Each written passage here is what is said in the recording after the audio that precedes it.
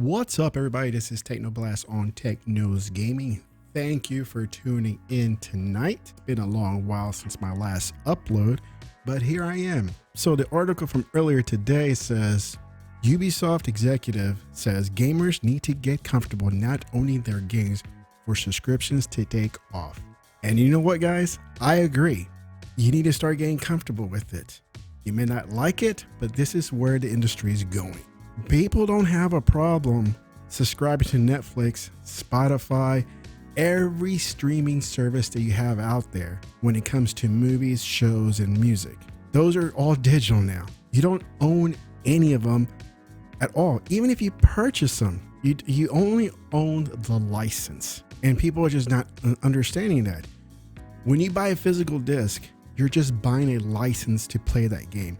Of course, you have a physical, tangible thing in your hand, and you can cry about, this is mine. Nobody can take it away. I'm holding it. This is mine. I get it. I was one of you guys. I used to collect them left and right. I'm not that guy anymore. And I understand there's still a market for all that. But you have to get with the times and understand that digital is coming. It's been here. Not just coming. It's been here. And that's going to be the primary way of distributing these games. An executive at Assassin's Creed maker Ubisoft has said gamers will need to get comfortable not owning their games before video subscriptions truly take off. That's what happened with music and movies. We all started with physical. I still got a bunch of Blu-ray movies right here. I still got a handful of games up on my shelf. I don't have any music whatsoever or physical music that I own. None. Just don't need it, right? Any music that I need, I could just get it off of iHeart. I can get it off Spotify and whatever else is out there that's available. And nobody seems to be complaining about those services. Everybody's using the heck out of those services, but nobody's bitching about them, right? But somehow it's like hands off of games. Somehow people are complaining like, oh no, it's physical and all your rules. Look, I get it. And I've heard all the arguments about how, well, what if you lose your connection? What if this? And like they come up with all these scenarios to justify why physical rules, right? Oh, what if they delist it from the store? If they delist it from the store, they delist it over from the store. That's just part of the digital business. For example, if I want to play Minecraft story mode, the only way I can get it is physical, which is okay. You can make a case for that. But at the same time, I'm not hurting here. I'm not running out to Microsoft or PlayStation. Like, you know what? You need to put that game back in the store so I can play it. You got to put it back on the digital store so I can play it. Hey, it's gone. It's gone. And that's it. There's nothing really I can do about it. I don't really care to do anything about it. Speaking to discuss the launch of Ubisoft's new Ubi Plus Premium, Ubi Plus Classic subscriptions, Tremblay, director of subscriptions at Ubisoft, explained that GI.biz what needs to happen before subscription services become a more significant slice of the video game business. I don't have a crystal ball, but when you look at the different subscription services that are out there, we've had a rapid expansion over the last couple of years, but it's still relatively small compared to the other models, which is true. I mean, when music and movies started coming out in digital and streaming, it started out small, and look how blown up it is now. It's acceptable. Everybody's accepted it that digital is the way when you watch these movies. Is it fantastic you can have a physical copy of a movie? Yeah. Like I said, I have a whole collection right there. I like my steelbook cases, but I don't purchase them like I used to. I just don't have no need. I have no desire to collect them. And I understand there's people out there that do. We're seeing an expansion of consoles as like the PlayStation and the Xbox bring new people in on PC from a Ubisoft standard. It's already been great, but we are looking to reach out more on PC. So we see the opportunity here. Like I said, man, this is the way it's going. People need to accept it. Okay. Even if you own a physical game to copy, version 1, it is useless because it's the broken version of that game. Every game that comes out from here, since who knows since when, there's always a day one patch. So that physical copy you got, it's very outdated. Is it playable? Sure, it's still playable, but you're not going to get all the bug fixes and the break fixes and whatever else fixes they have, since the game's been out. That's the problem. One of the things we saw is that gamers are used to a little bit like DVD, having and owning their games. That's the consumer shift that needs to happen. They got comfortable not owning their DVD collect or CD collections or DVD collection. There's a transformation that has been a bit slower to happen in games. This is exactly what I said.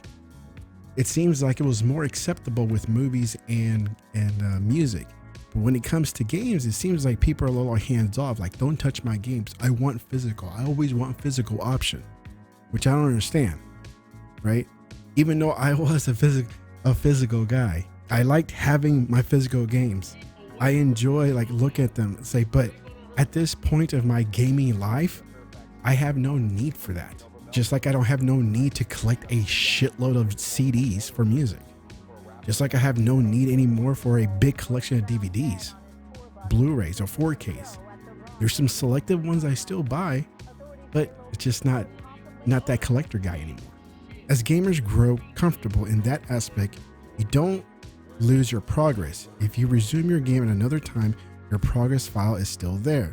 I'm gonna have to push back on that one a little bit, because your game file and your save file are completely separate, right? I can delete my game file right now and my save is still valid on and saved off into the cloud. So that guy, that's not the same. Game file and game save file and the game file are two different things. So I don't know what he's talking about there. If you resume your game at another time, your progress file is still there. That's not been deleted. You don't lose what you built in the game or your engagement with the game. So it's about feeling comfortable with not owning your game. I still have 2 boxes of DVDs. I definitely understand gamers' perspective with that. But as people embrace that model, they will see these games will exist. The service will continue and you'll be able to access them when you feel like. That's reassuring. Now, some people argue well, people, these services, they can delist a game. Yes, true. They can delist a game. I've seen it done, like Minecraft story mode. It's you can't find it on the digital stores. And if you find one that's physical, it's a lot of money. You're gonna pay a premium for it. So I get it. But look, I'm not dying to go play Minecraft story mode again and having to pay, $80 to $100 per game.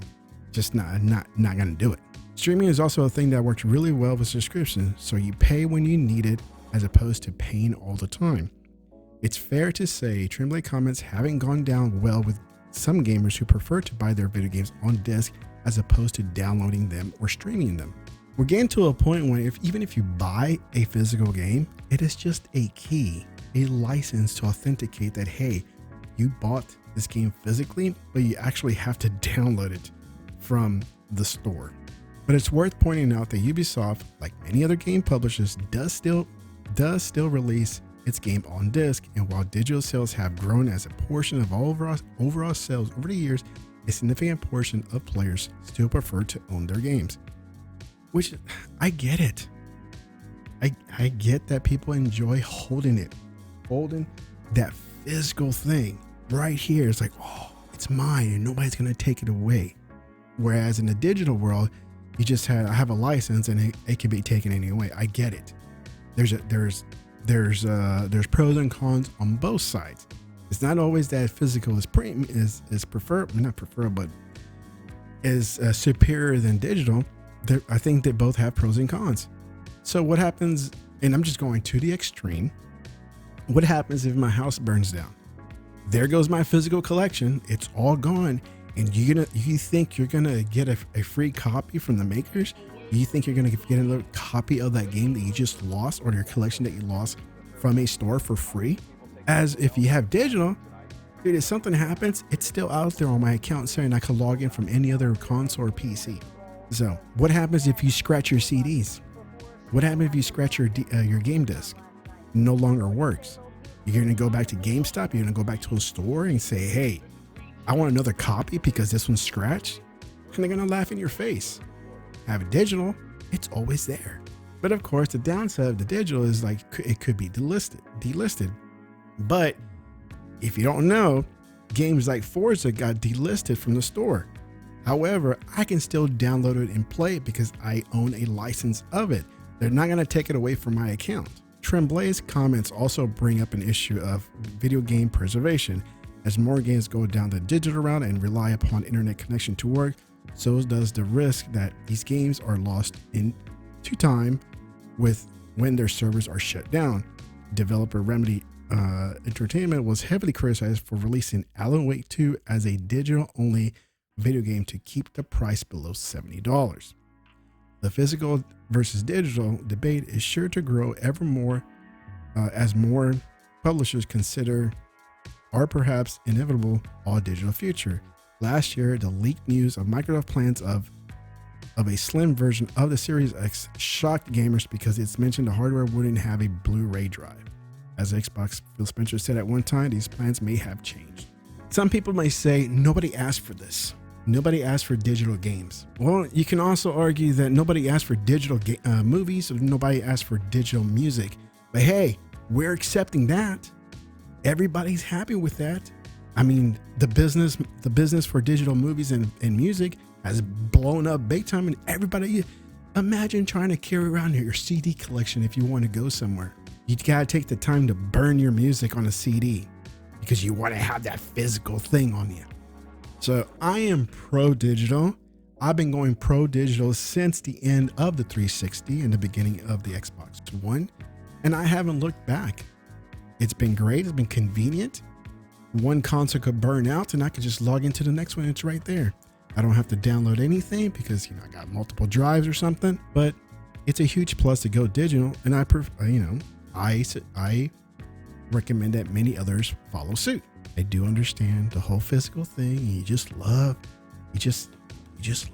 having that physical item in your hand and say, you know what, this makes me feel good. This makes me feel good because I can touch it. I can touch it and it feels great to actually own something. Nobody can take it away from me. All right, guys, TeknoBlast, I hope you guys liked this video and I'll talk to you next time. Bye.